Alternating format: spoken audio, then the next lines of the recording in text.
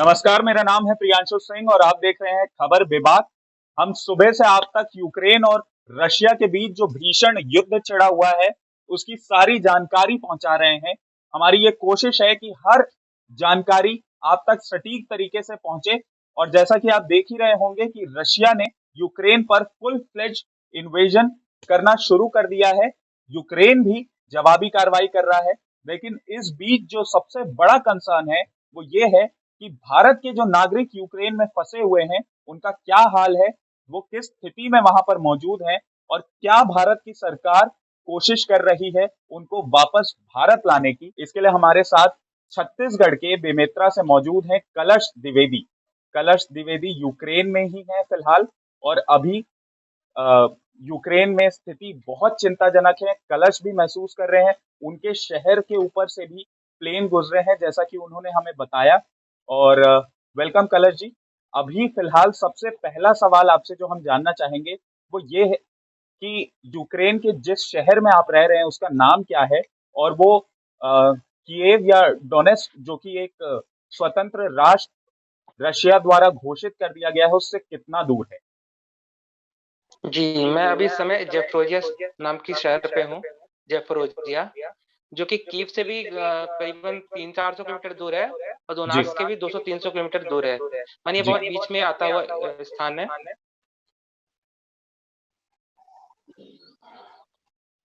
जी। तो अभी क्या क्या आपके शहर में भी कोई रशियन ट्रूप्स की मूवमेंट देखी गई है? क्या टैंक्स ने वहां पर भी आप मतलब आप या आपके फ्रेंड्स टैंक्स देख पाए हैं या कोई ओवरहेड फ्लाइट वगैरह जैसे आप बता रहे थे कि आपके शहर के ऊपर से गुजरी हो? हाँ, जेट जो होते हैं वो गुज़रे हैं बाकायदा हमारे शहर के ऊपर से। मैं ये तो नहीं बोल पाऊँगा कि वो रशिया के थे या यूक्रेन के थे, और जेट जी हालाँकि जो आर्मी के जेट होते हैं वो गुज़रे हैं। और हमारे पास शहर से जो पास में एक बड़ा शहर है दिनीप्रो नाम से, वहाँ जी। पे आज सुबह बमबार्डिंग भी हुई है। अच्छा अच्छा अच्छा। तो क्या आप यूक्रेन के नागरिकों के साथ में ही हैं या आप जो दूसरे देश जैसे कि भारत के जो सारे छात्र हैं वो एक साथ वहां पे मौजूद हैं?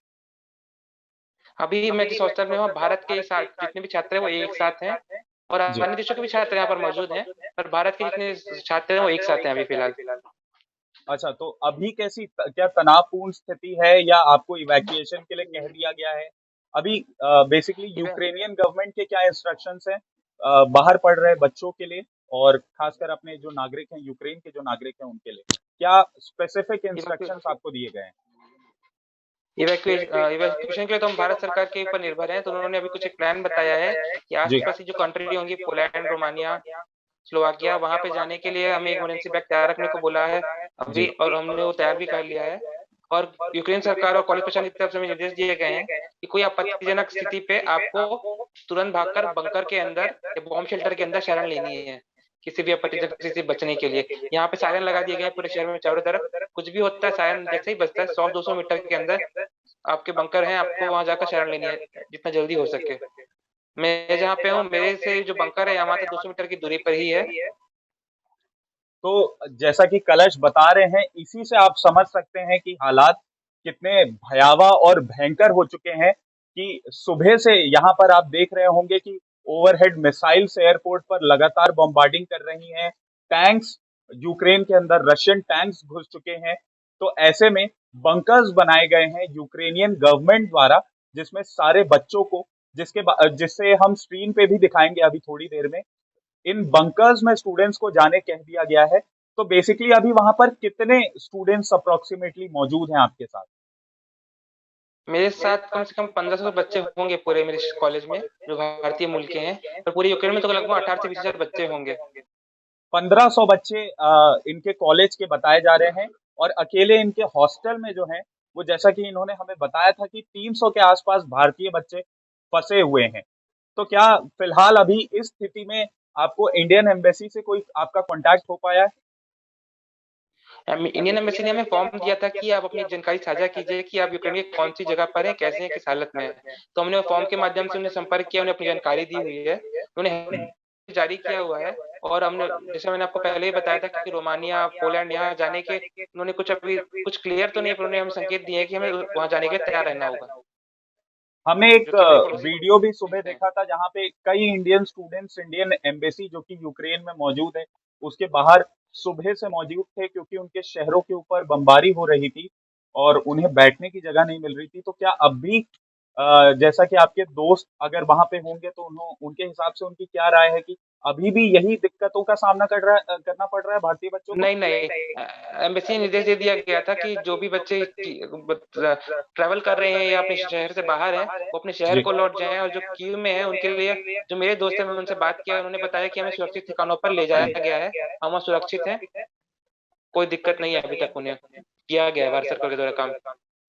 अच्छा, ये जो भी हमले, आप बेसिकली यूक्रेन में रह रहे हैं, तो आपके आसपास के इलाकों या शहरों में भी आपके दोस्त मौजूद होंगे। क्या कोई सिविलियन कैजुअलिटी के बारे में आपके नोन में जानकारी है आपको?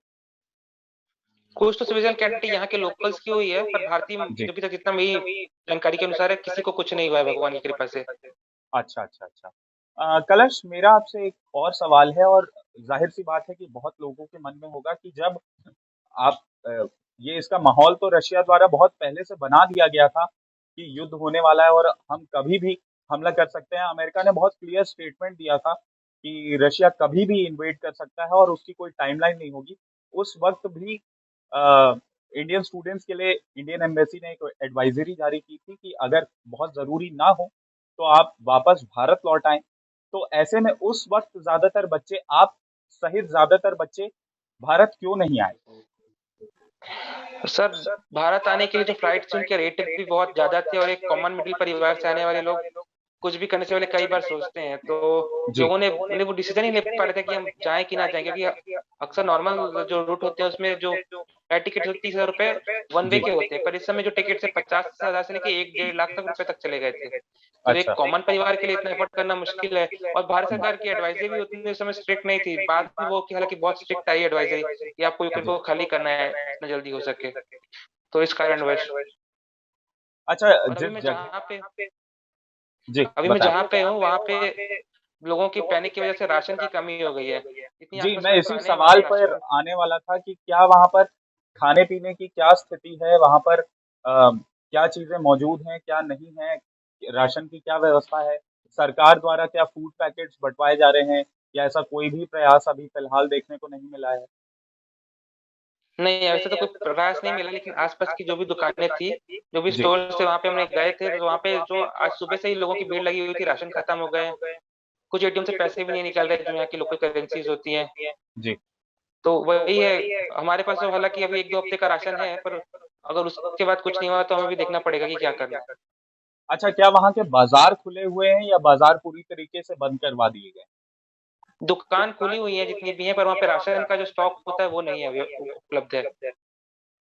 हाँ, आपने हमको बताया कि बंकर्स बना दिए गए हैं, तो एक समय पर उस बंकर में अप्रॉक्सिमेटली कितने लोग आ सकते हैं और वहाँ की क्या स्थिति है आपको जो देखने को मिल रही हमारे हमारे कॉलेज ने इमरजेंसी प्लान बताया है हम सभी स्टूडेंट्स को कि है? जी। अगर आपातकाल में कोई आपत्तिजनक घटना होती है तो किस बच्चे को कहाँ जाना है। ये हमारे जी। यूनिवर्सिटी कैंपस के अंदर लेकिन में जी। 4 हॉस्टल होंगे, तो उन्होंने कहा है कि हॉस्टल नंबर 1 के बच्चों को स्पोर्ट्स कॉम्प्लेक्स के नीचे जाना है, वहां पे जी। उनकी व्यवस्था की गई है। हॉस्टल नंबर 2 के बच्चों को हॉस्टल नंबर 1 पे जाना है, इसी तरह हॉस्टल 3 के बच्चों को अपने हॉस्टल के नीचे अंडरग्राउंड उसमें जाना है। तो इस जी। तरह के उन्होंने निर्देश दे दिए गए हैं ताकि जितने बच्चे हैं सबको एकोमोडेट कर पाए। इसके अलावा कॉलेज के अलावा क्या स्थानीय प्रशासन से कोई व्यवस्था उनके द्वारा की गई है, या उनके द्वारा कोई मदद आप तक पहुँचाई गई हो, या कोई निर्देश दिया गया हो? जो कॉलेज के निर्देश थे वही स्थानीय प्रशासन के निर्देश थे, और उन्हें पुलिस की पेट्रोलिंग बढ़ा दी है कि कोई और आपत्तिजनक घटना ना घटे पैनिक में बच्चों के साथ। पुलिस प्रशासन जो यहाँ की है। अच्छा, क्या स्थानीय प्रशासन लोगों को इवैक्यूएट करने के लिए कोई प्लानिंग कर रहा है, या कोई उसने कुछ व्यवस्था बनाई हुई है? अभी तक तो इसके बारे में कोई सूचना हमें नहीं आई है कि यहाँ के लोगों के लिए उन्होंने क्या प्लान बनाया है, जी। पर हमें कहा गया है कि आप पानी और कुछ जरूरी चीजें स्टोर करके रखें।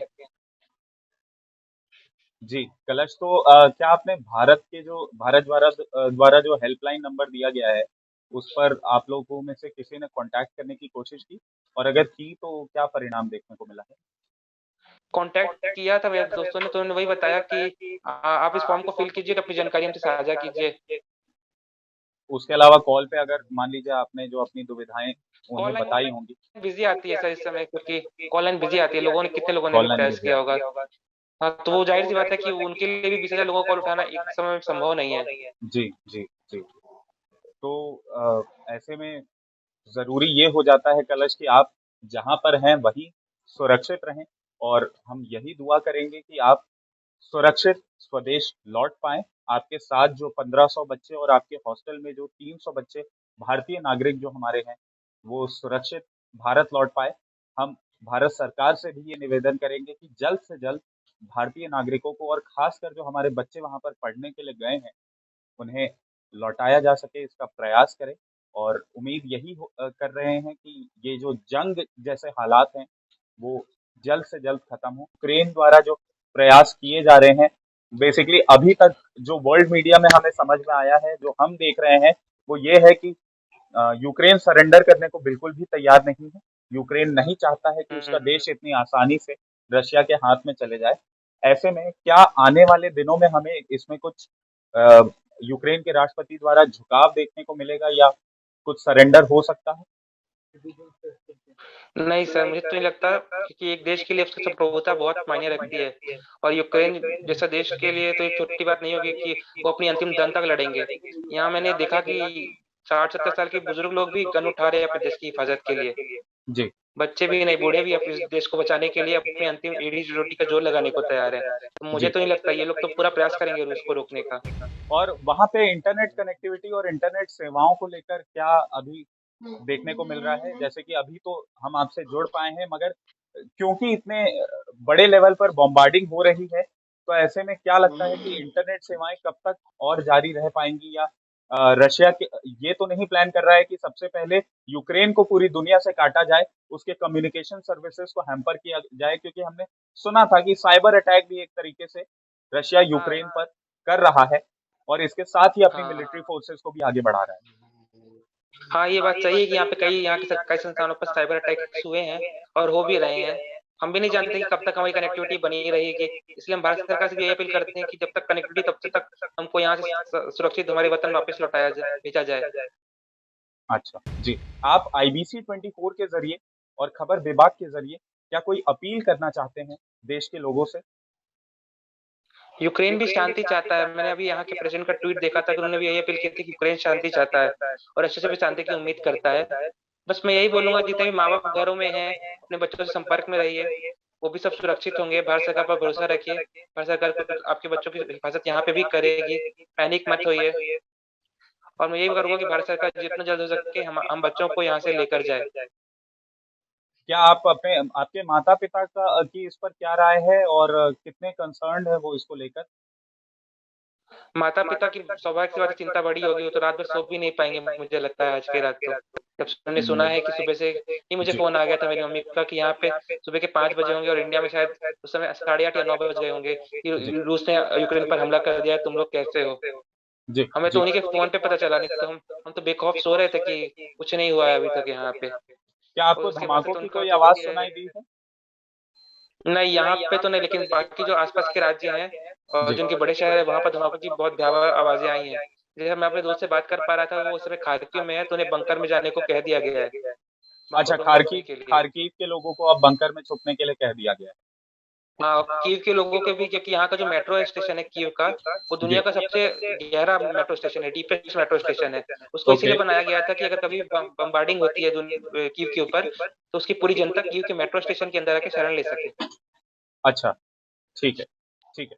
तो ऐसे में हम यही उम्मीद करेंगे कलश कि आप सेफ रहें, सिक्योर रहें, और जैसा कि मैंने आपसे पहले भी कहा कि हम कल भी आपसे जुड़ने की कोशिश करेंगे और जनता को ज़्यादा से ज़्यादा जानकारी देंगे। लेकिन इस बीच एक और खबर निकल कर सामने आई है।